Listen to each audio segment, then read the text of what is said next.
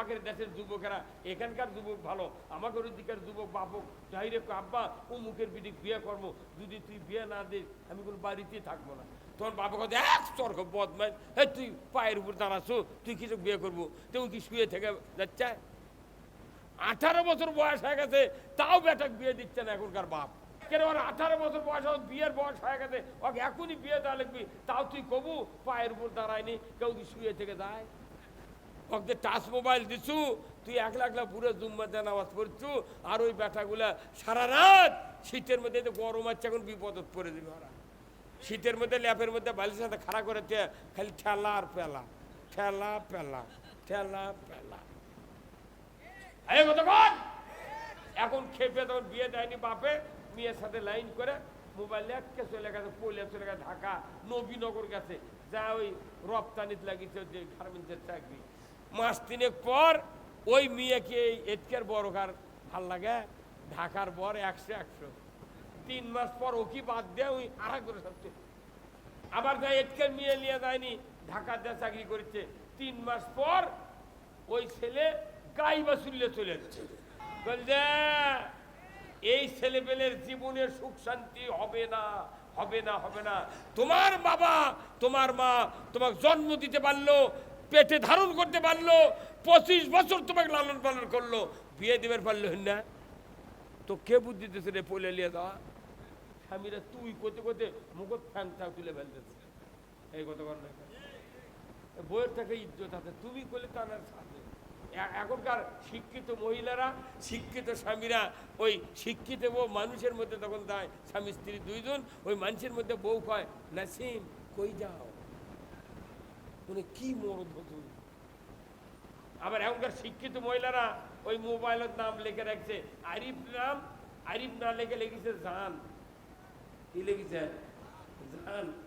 এখন বউ মোবাইল থতে ওঠি, স্বামী পাড়া বের করে হাটত বাজারত গেছে, স্বামী ওই স্ত্রীর মোবাইল নিয়ে গেছে, আর স্ত্রীর কাছে স্বামীর মোবাইল আছে। এখন আসতে দেরি হতে স্বামী তাই ফোন দিয়েছে, তখন ওই ফোনত ধরিছে, লেখা উঠছে জান, নাম্বার স্বামীর, কিন্তু লেখা আছে কি ওই স্বামীরা বাড়িতে খেয়ে পেয়েছে, কেন আমার নাম হচ্ছে আরিফ, তুই জান লিখেছি তোর করছে না, জানোয়ার লিখতে মেলা কোন লেখা লাগে, এই তো জান লিখেছি না। কি মরদ এখনকার মেয়ে, ভয় আছে?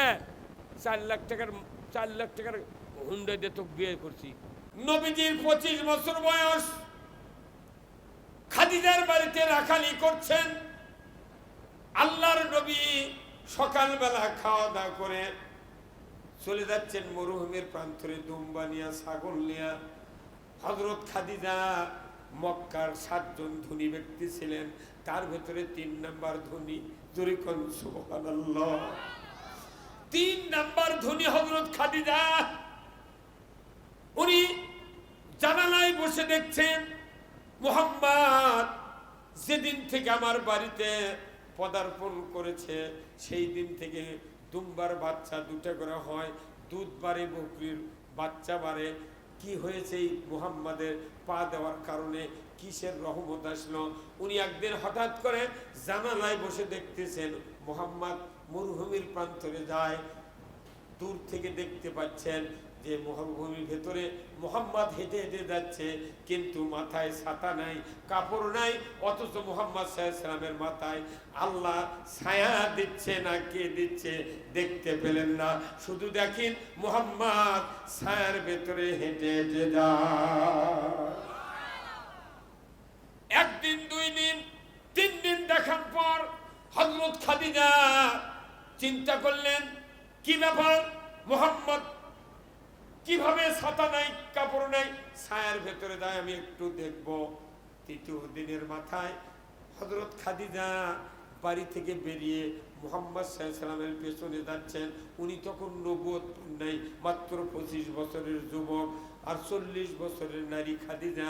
একটু দূরে গিয়ে দেখে আল্লাহর নবী মুহাম্মদ সাল্লাল্লাহু আলাইহি ওয়াসাল্লামের মাথায় সূর্যের সামনে একটা মেঘ খণ্ড এমন ভাবে কে যেন সেট করেছে। আল্লাহর নবী জোরে যায়, ছায়াও জোরে যায়, আস্তে যায়, ছায়াও আস্তে যায়। খাদিজা দেখে আশ্চর্য হয়ে গেল, সর্বনাশ, এটা তো যেন তেন মানুষ নয়, কার সাথে আমি বেয়াদবি করছি, কাকে আমি রাখাল বলছি, কাকে বকরি চড়ানোর জন্য আদেশ দিয়েছি, এটা আমার বেয়াদবি হয়ে যাচ্ছে। খাদিজা চিন্তা করলেন, এই মুহাম্মদ আসলেই উপরালার একটা নিয়ামত প্রাপ্ত ব্যক্তি। মারহাবা। সন্ধ্যার সময় হযরত খাদিজা বললেন, ও মুহাম্মদ, তোমার কাছে আমার একটা আবেদন, আমি তোমাকে একটি দরখাস্ত দিতে চাই, তোমার মতামত আমি জানতে চাই। মুহাম্মদ সাল্লাল্লাহু আলাইহি ওয়াসাল্লাম বললেন, ও মুনিব, আপনি কি বলবেন আপনি বলেন, যদি মানার মতো হয় আমি মানব, যদি মানার মতো না হয় আমি মানতে পারবো না। জোরে কন্যা মারহাবা। হযরত খাদিজা বললেন, একান্ত আমরা দুইজন বসে এই কথাটা বলবো। বললেন, বলেন কি ঘটনা, কি বলবেন? খাদিজা বললেন, মুহাম্মদ, তোমার মা নাই, বাবা নাই, আমারও স্বামী নাই। একজন স্বামী আমাকে তালাক দিয়েছে, আর একজন স্বামী আমাকে বিধবা বানিয়েছে। ও গো মুহাম্মদ, আমি তোমাকে একটু স্বামী হিসেবে, চিরসাথী হিসেবে তোমাকে আমি বানাতে চাই। জোরে কন্যা মারহাবা। বিয়ে করবি? তখন রসুল বলছেন, তখন তো নবী নেই, কেবল 25 বছর বয়স, তখন বলছে, মুনিব, আপনি যে কথা বলছেন আমি কিচ্ছু বলতে পারবো না, কারণ আমার মায়ের পেটর থাকতে বাপ মরেছে, 6 বছর বয়সে মা মারা গেছে, 7 বছর দাদা মরছে, আমার এক চাচা আবু তালেব তাই কোলে কাকলে আমাকে মানুষ করে, অভাবের কারণে কোরাইশ বংশের ছেলে আমি আপনার বাড়িতে চাকরি হচ্ছে বকরি চড়ার জন্য, আমি চাচা না বলে একটা কথা বলতে পারবো। কি কথা রে? আর এই গ্রামের যদি 16 বছর একটা যুবক হোক, একটা বৃদ্ধা মহিলার 10 বিঘা জমি, ওই মহাদেবপুর 2টা বাড়ি আছে, নওগাঁ আছে একটা বাড়ি আছে, 4টা গাই আছে, ওই মেয়ে যদি খালি একটা 16 বছরের যুবক হোক, কয় ভাই তো পছন্দ হচ্ছে রে, এরা তো বিয়ে কর্ম, তুই কবি কাকু কইস না ওর যদি ভাইও থাকে, ভাই বড় ভাই থাকে, বাপ থাকে, দুলা ভাই থাকে, কাকু কবে না, উই কবি তাহলে এক কাজ কর হোক, আমরা রাত্রে চলে যাই, তাই নৌকাটা লটারি খেলা করতে বিয়েতে পড়ে চলে আসে, এই কথা কবি। আর রসুল মক্কার 3 নাম্বার ধনী মানুষ, তাই বলেছে তোমাকে আমি স্বামী হিসেবে গ্রহণ করতে চাই, তাই বলল আমার চাচাক না বলে কোনো কথা বলতে পারবো না। কি চরিত্র! আর